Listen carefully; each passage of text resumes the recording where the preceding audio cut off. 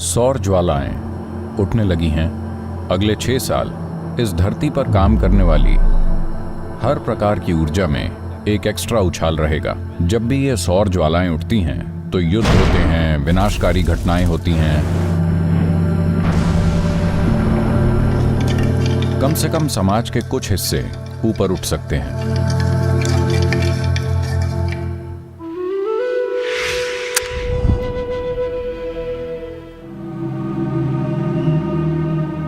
सूर्य से उठने वाली सौर ज्वालाओं में काफी उछाल आया है और ये और भी बढ़ रही हैं। ये शायद लगभग 17-18 महीने पहले शुरू हुआ। जब भी ये सौर ज्वालाएं बढ़ती हैं तो पृथ्वी के मैग्नेटिक फील्ड पर इसका अच्छा खासा असर होता है। और जिस तरह के रेडिएशन होते हैं, कई सारी चीजें हैं, मैं इसके विज्ञान में नहीं जानना चाहता, पर इसका बड़ा असर होता है सभी ग्रहों पर। हमें पृथ्वी से मतलब है। कुछ लोग जो मंगल ग्रह से आए हैं उनकी अपनी खुद की समस्याएं हैं, पर धरती पर इसका खासा प्रभाव होता है, हर जीवन पर होता है। पर ऐसा है कि आज हम दुनिया में ऐसी स्थिति में आ गए हैं कि जब तक आप नहीं मानते, मेरे शब्दों पर ध्यान दें, जब तक आप नहीं मानते कि आप समझते हैं, जब तक आप नहीं मानते कि आप समझते हैं, आप कोई चीज स्वीकार नहीं कर सकते। यह बड़ी पंगु करने वाली स्थिति है। पर दुर्भाग्य से आज लोग ऐसे हो गए हैं, जब मैं कहता हूं आप मानते हैं कि आप समझते हैं, क्या आप सच में समझते हैं यह धरती कैसे घूमती है, कैसे सूर्य की परिक्रमा कर रही है, और कैसे यह सब हो रहा है, और इसका शरीर पर क्या असर है, कैसे आप जी रहे हैं, कैसे आपकी सांस चल रही है? क्या सच में आप समझते हैं? पर यह सब आपने 6वीं क्लास की किताब में पढ़ लिया। आप टेक्स्ट बुक साइंटिस्ट हैं और आपको सब कुछ पता है ना? आप सब जानते हैं। तो असल में शायद कुछ ऊंचे दर्जे के वैज्ञानिकों को छोड़कर बाकी सब के लिए विज्ञान धर्म की तरह है। वो बस मानते हैं। किसी एक किताब में जो लिखा है, अगर आप उसे मानते हैं तो आप धार्मिक बन जाते हैं, और कई किताबों में जो लिखा है, अगर आप उसे मानते हैं तब आप वैज्ञानिक बन जाते हैं। बहुत ही कम लोग सच्चे वैज्ञानिक हैं जो वाकई में खोज कर रहे हैं। तो अधिकांश लोगों के लिए, मैं पढ़े लिखे लोगों की बात कर रहा हूं, विज्ञान आमतौर पर धर्म की तरह है। अंतर बस ये है, विज्ञान में आप हर 2 साल में अपनी राय बदल सकते हैं। धर्म में अगर आपने बदल दी, आप सूली पर लटकेंगे। इसे छोड़कर यह वही बिलीफ सिस्टम है।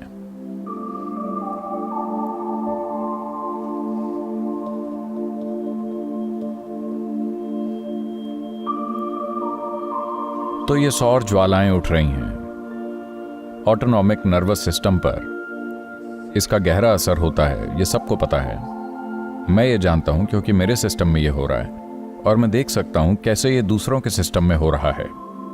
पाचन तंत्र, सांस की प्रक्रिया, आपकी पचाने की क्षमता, आप में सांस लेने की क्षमता और आवश्यक तत्वों को सोखने की क्षमता, सब कुछ सौर ज्वालाओं से प्रभावित होता है। तो जब ये शुरू हुआ,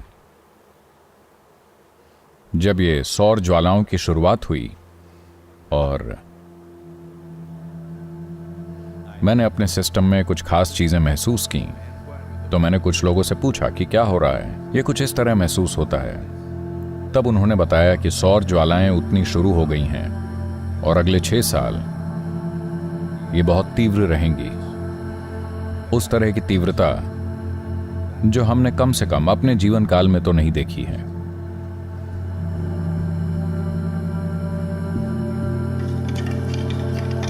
तो अब ये सोलर गतिविधि, एक बात तो ये कि भारतीय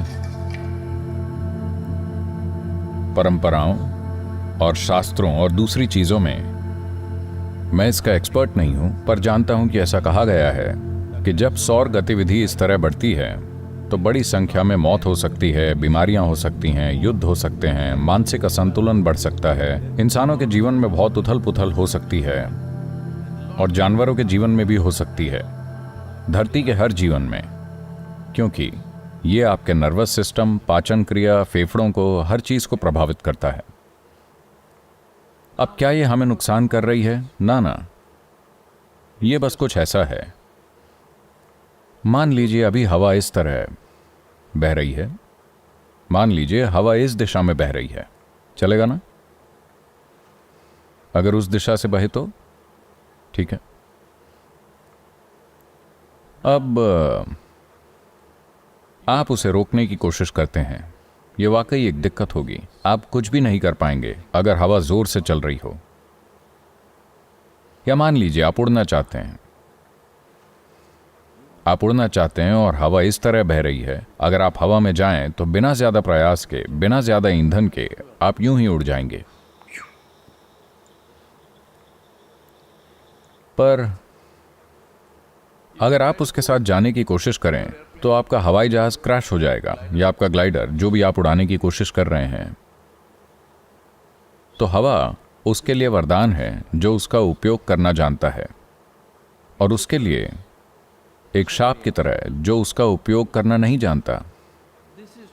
यह ब्रह्मांड में हर ताकत के लिए सच है। तो सौर ज्वालाएं भी ऐसी ही हैं। वैसे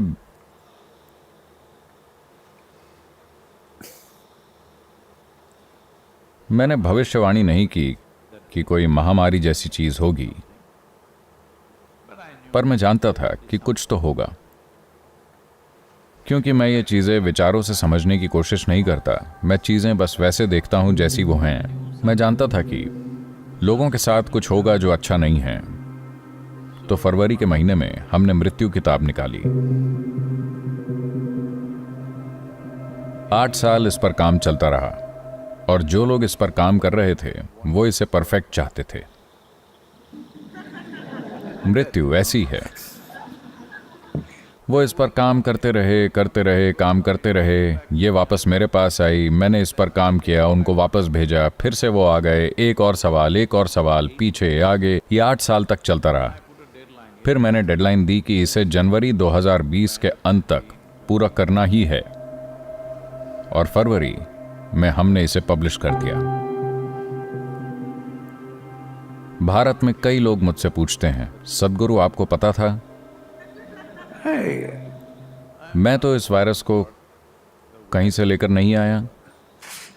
मुझे नहीं पता था। अगर पता होता तो मैंने बता दिया होता कि आ रहा है। मैं नहीं जानता था। मैं बस जानता था कि कुछ ठीक नहीं है, लोग किसी उथल पुथल से गुजरेंगे। तो हमने मृत्यु पुस्तक रिलीज की, और मार्च तक लोग हर जगह मर रहे थे। सच में दुनिया के हर कोने में 2020 का मार्च अप्रैल आपको याद है?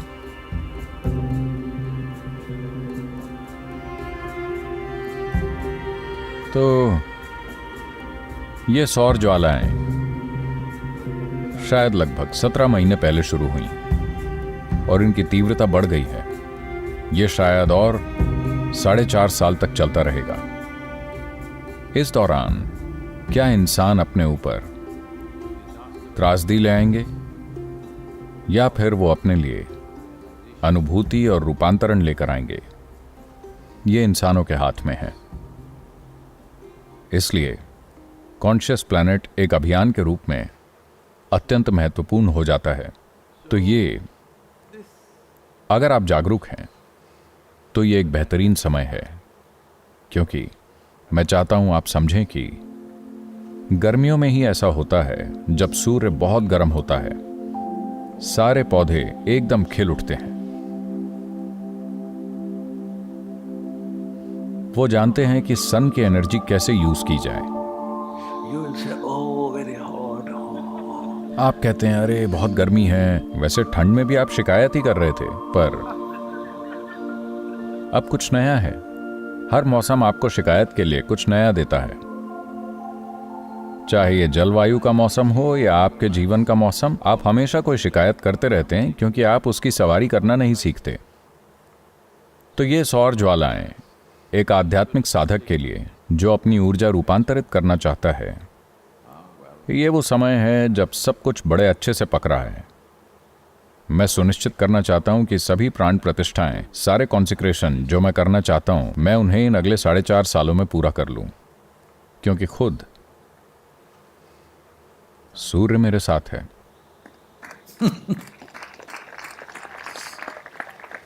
शायद ये 100% नहीं है, पर बहुत संभव है। इस बारे में मैं 80% सही हूं। ये थोड़ा इधर उधर हो सकता है। शायद 2023 के मध्य से 2024 के मध्य तक ये 12 महीने या कम से कम 9 महीने ये गतिविधि अपने चरम पर होगी। तो इस दौरान क्या हम दुनिया में अनुभूति लेकर आएंगे, या फिर दुनिया में आपदा, या फिर देश एक दूसरे पर मिसाइल छोड़ने लगेंगे? मैं नहीं जानता। मैं कुछ बहुत ही पॉजिटिव और अद्भुत होते हुए देखना चाहूंगा, पर मैं बस एक आदमी हूं। क्या मैं बस एक आदमी हूं? फिर आप चुप क्यों बैठे हैं? मैं बस एक आदमी हूं।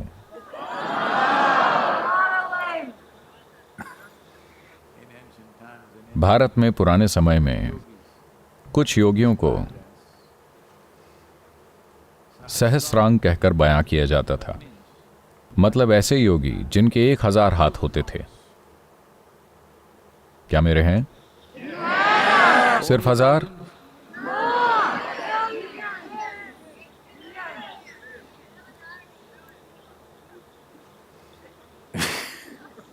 अरे, आपने कहा आपके पास सेना है। मैंने वो शब्द सुना। आर्मी आदेश लेती है। जो भी हो। Yes sir. खैर, मुझे आपसे यस सर नहीं चाहिए, पर मैं चाहता हूं कि आप होश में आएं, क्योंकि ये अगले कुछ साल इस धरती पर तीव्रता का समय होने वाला है।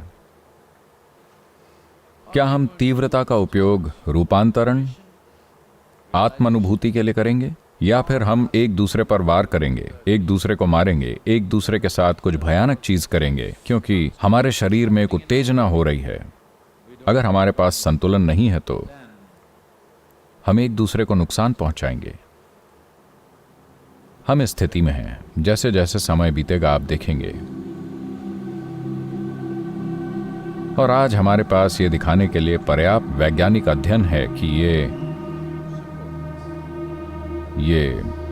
बीते समय में सौर ज्वालाएं योग संस्कृति में अंकित की जाती रही हैं। जब भी सौर ज्वालाएं एक खास तीव्रता तक बढ़ी हैं, ये हर समय होती हैं, पर कुछ खास समयों पर। मुझे नहीं लगता कि इसके लिए कोई एक निर्धारित टाइम टेबल है। ये किन्हीं कारणों से हो जाता है। मुझे नहीं लगता कि किसी ने यह पता लगाया है कि ये क्यों होता है और किस समय पर होता है,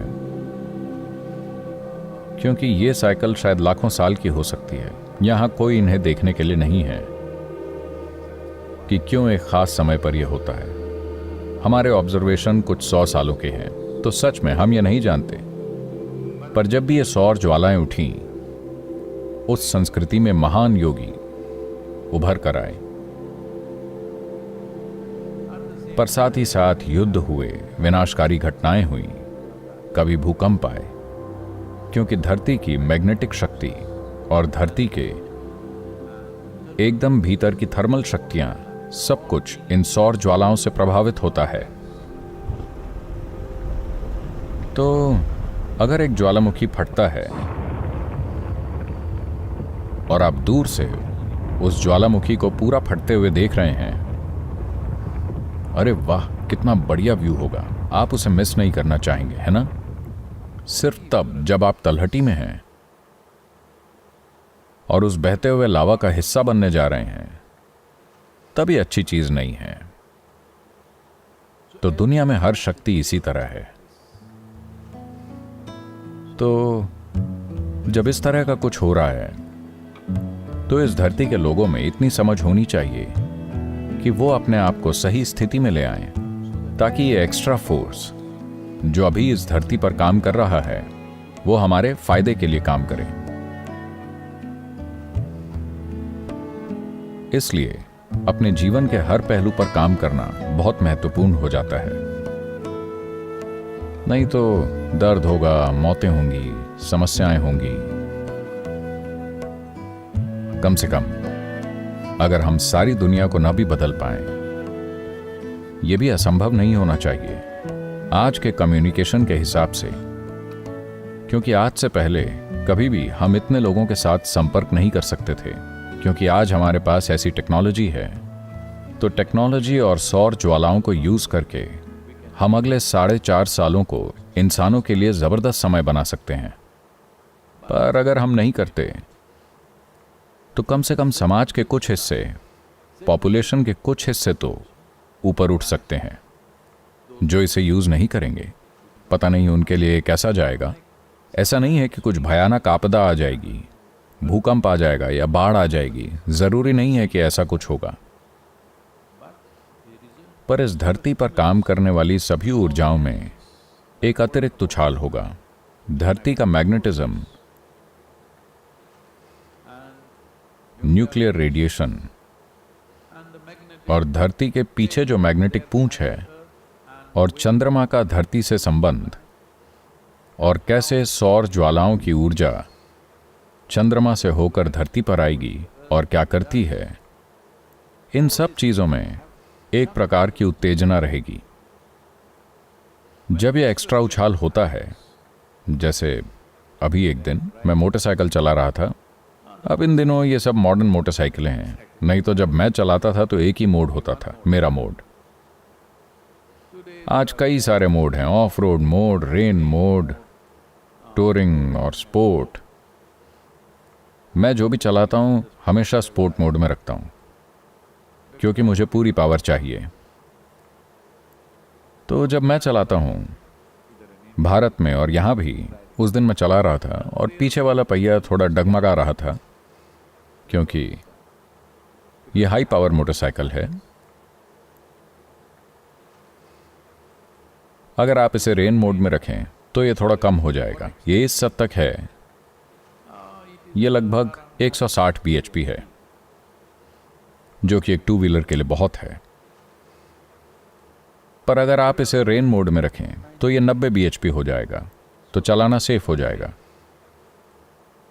पर आप जानते हैं मैं सेफ वाला नहीं हूं। मैं सेफ मोड में बोरियत से मर जाऊंगा, तो मैं इसे स्पोर्ट मोड में रखकर बारिश में चलाता हूं। थोड़ा फनी है, पीछे का पहिया थोड़ा, पर जब एक्स्ट्रा पावर हो, आप ऐसी चीजें कर सकते हैं जो बिना जरूरी पावर के नहीं हो सकती, है ना? तो अभी ये ऐसी ही सिचुएशन है। धरती पर सब कुछ थोड़ा एक्स्ट्रा है, और अगले 1-2 साल में ये और बढ़ने वाला है। जब ऐसा होगा तो हम या तो ध्वस्त हो सकते हैं या ऊपर उठ सकते हैं। ये मेरी इच्छा है कि हर कोई ऊपर उठे। जो भी हम कर सकते हैं हमें करना चाहिए, ताकि मानवता ऊपर उठे। क्योंकि जिस तरह की ऊर्जा भी है उसे खुद से पैदा करना बहुत मुश्किल है, और पूरी धरती पर इसका असर है।